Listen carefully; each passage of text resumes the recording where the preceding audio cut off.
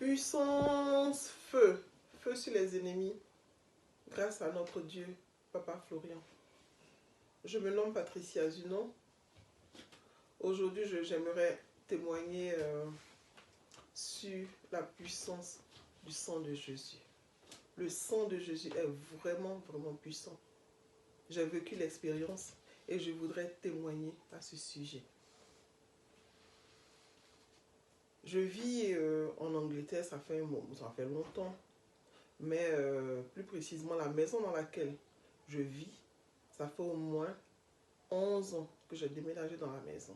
Et je n'ai jamais vu une souris dans la maison. Pour moi, les souris même n'existaient pas en Angleterre. C'est vrai que c'était bête de penser ainsi, mais j'avais jamais vu de souris dans la maison.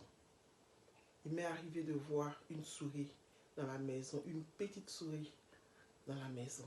Quand les enfants ont vu ça, ils ont crié, parce qu'on a tous peur des souris. Ils ont crié, maman, une souris dans la cuisine. Effectivement, je suis descendue, j'ai vu cette souris. Donc je leur ai demandé d'aller se coucher. Et j'étais là.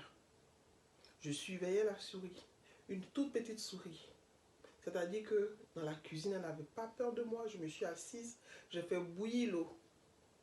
Pensant que je pourrais faire quelque chose de moi-même à la souris, j'ai fait bouillir l'eau. Je dis, cette souris-là, je vais l'arroser avec l'eau chaude, elle va bourrir.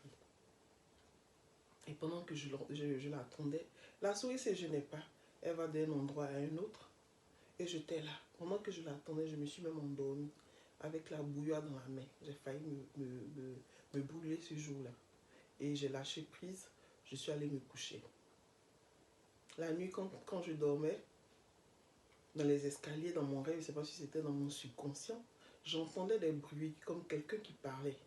Et cette voix m'était familière. Cette voix m'était familière. Donc je disais, mais qui a entendu parler dans les escaliers? Je ne veux pas nommer le nom de la personne dont j'avais entendu la voix. Donc je me demandais, je dis, mais d'accord, je laisse la personne monter. Et quand la personne est montée, toujours je n'ai pas vu la personne, mais j'ai vu une image sombre. C'est-à-dire c'était comme si quelqu'un était arrêté devant la porte de ma chambre. Et j'ai commencé à avoir des frissons, l'alourdissement. Je criais et je ne m'entendais pas crier. Je faisais tout, je me débattais. Et dans mon subconscient, je disais, Seigneur Jésus, sauve-moi. Seigneur Jésus, sauve-moi. Et il y a quelque chose qui m'est venu dans la tête, me disant, mais pourquoi est-ce que tu ne vas pas saisir cette chose et puis verser le sang de Jésus sur ce tête qui est là? Mais je n'arrivais pas à me mouvoir, je me débattais. Et un coup, quand j'ai pensé à ça, je me suis levé. Pourtant, en réalité, mon sang de Jésus était presque fini.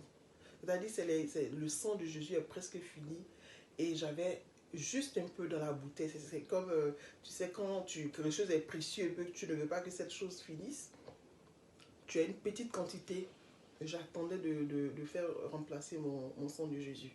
Donc, dans mon rêve, quand j'ai pensé aller prendre le sang de Jésus, la bouteille du sang de Jésus était remplie.